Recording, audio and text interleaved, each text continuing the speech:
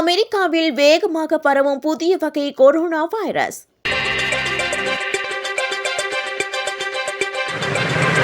அமெரிக்காவில் BA.3.2 என அழைக்கப்படும் ஷிகாடா வகை கொரோனா வைரஸ் பரவி வருவதாக செய்திகள் வெளியாகியுள்ளன. இது ஒமிக்ரான் வைரஸின் ஒரு துணை வகையாகும். இந்த வகை வைரஸ் முதலில் கடந்த 2024 தென்னாப்பிரிக்காவில் கண்டறியப்பட்டது.